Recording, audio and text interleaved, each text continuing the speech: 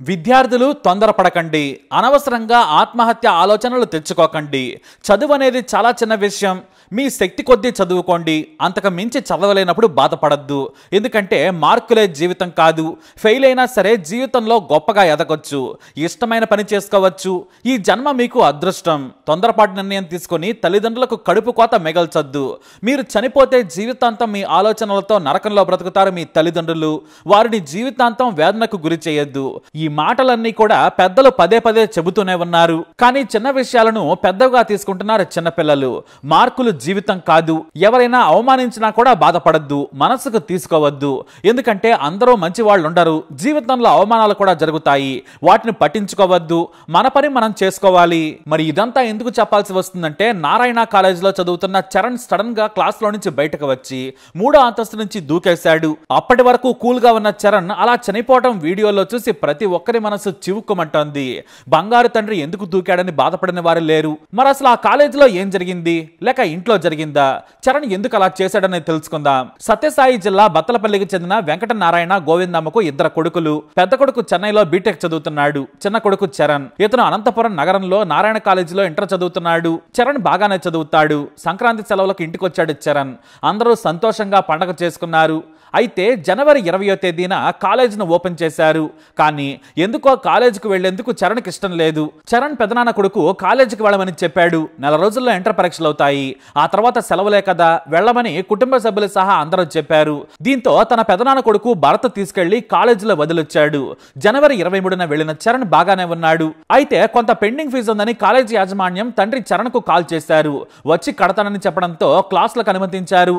అయితే మరి కాలేజీకి వెళ్లిన తర్వాత ఏం జరిగిందో కానీ సడన్ గా క్లాస్ రూమ్ లో నుంచి బయటకు వచ్చి వరండా దగ్గరలోని చిన్న గోడెక్కి 3వ అంతస్తు నుంచి దూకేశాడు. ఆ వెంటనే కాలేజీ సిబ్బంది ఆసుపత్రికి తరలించారు.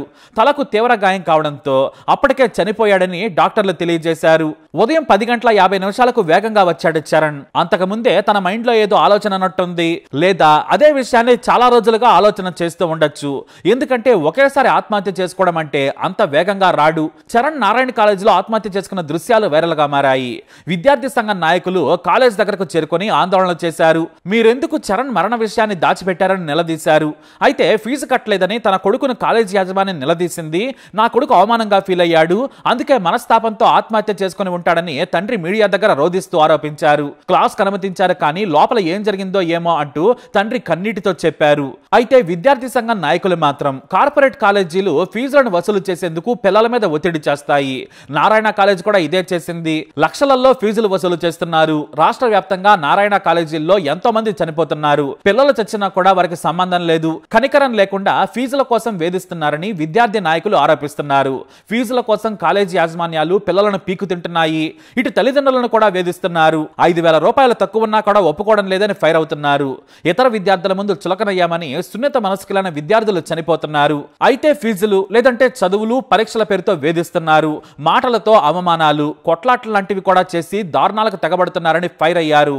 అయితే నారాయణ కాలేజ్ యాజమాన్యం మాత్రం తాము ఫీజు కోసం చరణ్పై ఒత్తిడి తీసుకురాలేదు, తల్లిదండ్రులు కడతామని చెప్పగానే అనుమతించాం, ఇంట్లోని సమస్యలు లేదంటే ఇతర కారణాల వల్లే ఆత్మహత్యకు పాల్పడి ఉండొచ్చని చెబుతున్నారు. బ్యాలెన్స్ ఫీజు కట్టకపోయినా తాము కాలేజీలోకి అనుమతించామని కాలేజ్ డీన్ శ్రీనివాసులు రెడ్డి మీడియాకు చెప్పారు. చరణ్ ఉదయం 9:30 క్యాంపస్ లోకి వచ్చాడు. వాళ్ళన్న భరత్ తీసుకొచ్చాడు. మేము ఫీజు అడగలేదు, చరణ్ కూడా కట్టలేదు. తర్వాత క్లాస్ రూమ్ లోకి వెళ్ళాడు. సాధారణంగానే క్లాసులు జరుగుతున్నాయి. ఇంటర్వెల్ కోసం బ్రేక్ ఇచ్చారు లెక్చరర్లు. ఆ తర్వాత క్లాస్ రూమ్ లోకి వచ్చి కూర్చున్నాడు. సడన్ గా బయటకు వచ్చి పెట్టగోడ మీద నుంచి దూకేశాడు. ఇక దురదృష్టవశాత్తు చరణ్ కు తీవ్ర గాయాలయ్యాయి. అక్కడికక్కడే చనిపోయాడు. చరణ్ ఐఐటి కోర్సుల్లో జాయిన్ అయ్యాడు. 1,80,000 ఫీజు అయితే 30,000 తగ్గించాం. ఇప్పటి వరకు 85,000 కట్టారు. 65,000 రూపాయల బ్యాలెన్స్ ఉంది. డిసెంబర్ లోపే కట్టాలి. పరీక్షలు కూడా దగ్గరకు వస్తున్నాయి. మేము జస్ట్ అడిగామంతే, ఒత్తిడి ఏమీ చేయలేదు. ఫీజులు ఎప్పుడు కూడా స్టూడెంట్స్ ని అడగం. మా దగ్గర ఆ కల్చర్ లేదు. ఫీజులు ఎప్పుడు కడతారని తల్లిదండ్రులకే కాల్ చేస్తాం. ఆ రోజు కూడా మేము అందరికీ ఫోన్ చేసినట్లే చరణ్ తండ్రికి కాల్ చేశాం. నేను బెంగళూరులో ఉన్నాను, 10 రోజుల్లో వచ్చి కడతామని చెప్పారని కాలేజ్ యాజమాన్యం చెబుతోంది. అంతేకాదు ఈ చరణ్ అబోవ్ యావరేజ్ స్టూడెంట్. కాలేజీకి వచ్చేందుకు చరణ్ ఇష్టపడలేదు, బలవంతంగా పంపించారని వాళ్ళ నాన్న కాలేజీ యాజమాన్యానికి చెప్పినట్లు మీడియాకు తెలియజేశారు. అయితే కాలేజీ యాజమాన్యం తొందరపాటు మాటలపై విద్యార్థి సంఘాలు ఫైర్ అవుతున్నాయి. ఇంట్లో సమస్యలతో చనిపోయాడని ఎలా చెబుతారు? మీకు ఎవరైనా చెప్పారా? తల్లిదండ్రులు రాకముందే రక్త విద్యాశాఖలని చెరిపేశారు. పోలీసులు కూడా రాలేదు. కాలేజీ యాజమాన్యంపై క్రిమినల్ కేసు పెట్టి చర్యలు తీసుకోవాలని విద్యార్థి సంఘాలు డిమాండ్ చేస్తున్నాయి. ఎంతమంది చనిపోయినా మానవత్వం లేకుండా ఫీజుల పేరుతో రక్తం తాగుతున్నారని ఆరోపిస్తున్నారు. అయితే పోలీసులు కేసు నమోదు చేసి విచారణ జరుపుతున్నారు. విద్యార్థుల తల్లిదండ్రుల వాంగ్మూలం రికార్డు చేసినట్లు అనంతపురం రూరల్ డీఎస్పీ వెంకటేశ్వర్లు మీడియాకు తెలియజేశారు. 10:50 ఒక్కసారిగా 3వ అంతస్తు నుంచి చరణ్ దూకేశాడు. ఆసుపత్రికి తీసుకెళ్లినా కూడా అప్పటికే చనిపోయాడు. ఫెయిల్ అవుతానేమో అన్న భయం చరణ్ ను వెంటాడి ఉంటుందని అతని ఫ్రెండ్స్ తమకు చెప్పినట్లు పోలీసులు అంటున్నారు. జనవరి 27న ప్రీ ఫైనల్ పరీక్షల్లో ఫెయిల్ అవుతానేమోనని భయపడ్డాడు. క్లాసులు మిస్ అయ్యానని చెప్పాడట. అయితే మిగతా ఫీజును ఇన్స్టాల్మెంట్లో కడతామని తల్లిదండ్రులు చెప్పారు. క్లాసులో కాసేపు గడిపిన తర్వాత ఎందుకు చనిపోయాడో తెలుసుకోవాలని తమ తల్లిదండ్రులు కోరారని పోలీసులు మీడియాకు తెలియనట్లు పోలీసులు తెలియజేశారు.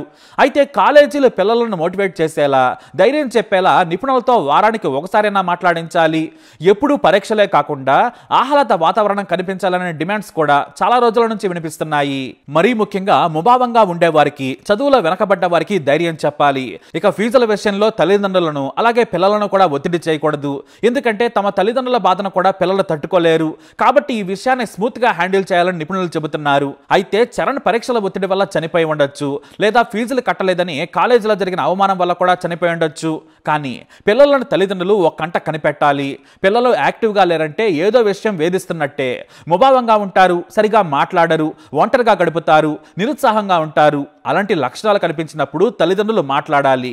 భారం అనుకోకుండా సైకాలజిస్టుల దగ్గరకు తీసుకెళ్లాలని నిపుణులు చెబుతున్నారు. అయితే నారాయణ కాలేజీల్లో ఆత్మహత్యలు వరుసగా జరుగుతున్నాయి. మరి ఇలాంటి కార్పొరేట్ కాలేజీల్లో పిల్లల ఒత్తిడిపై ప్రభుత్వం కూడా దృష్టి పెట్టాలి. రాజకీయ పలుకుబడి ఉందనో లేదంటే లంచాలు ఇస్తున్నారనో కాకుండా పిల్లల భవిష్యత్తును దృష్టిలో పెట్టుకుని స్కూల్స్, కాలేజీలను నియంత్రించాల్సిన పరిస్థితి ఉంది. ఇక గొర్రెల్లా వేల మందిని ఒకే చోట భవనాల్లో చేర్చి చదువు చెప్పినా కూడా లక్షల్లో ఫీజులు తీసుకోవడంపై జనం ఆగ్రహం వ్యక్తం చేస్తున్నారు. ఇంటర్కు 2 లక్షల ఫీజు ఏంటి? వీటిని నియంత్రించాలి. ఈ కార్పొరేట్ కల్చర్ వచ్చాకే విద్యా వ్యవస్థ నాశనమైంది. పిల్లలు, తల్లిదండ్రులు ఇబ్బందులకు గురవుతున్నారనే విమర్శలు వస్తున్నాయి. మరి ప్రభుత్వాలు మేల్కొంటాయా, అలానే నిద్రపోతాయా అనేది చూడాలి. ఎందుకంటే కార్పొరేట్ కాలేజీలు తమ ఫీజుల దందా దోపిడీ కొనసాగించేందుకు ప్రభుత్వ పెద్దలకు 100 కోట్లలో లంచాలు ఇస్తారు. ఇది జగమెరిగిన సత్యం. అందుకే ఎవరూ కూడా పట్టించుకోరని మేధావులు సైతం విమర్శిస్తున్నారు. మరి మీరేమంటారు? ఆ విద్యార్థి ఆయుష్ను చినిమేసింది ఎవరు? మీ అభిప్రాయం ఏంటి? కామెంట్ ద్వారా తెలియజేయండి.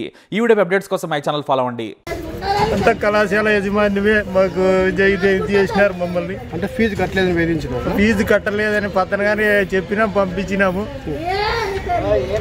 ఏమన్నాడు? మా కొడుకు ఏమని అంటే ఆడ బల్లె పోయినాడు, ఫీజు కట్టాలంటే మళ్ళీ మీకు కడతానని చెప్పినా సార్. నేను కానీ ఇడిచి వచ్చిన, మా పిల్లోడు ఇడిచి వచ్చినాడు. ఏమనంటే పైకి పోయి లోపల ఏం జరిగిందో వాడు వాళ్ళు మాట్లాడుతుంటే పిల్లలు పై నుంచి ఇదే మనస్తా వాళ్ళు ఫీజు కొత్త ఇది చేసినారని కింద ఇదైనాడు.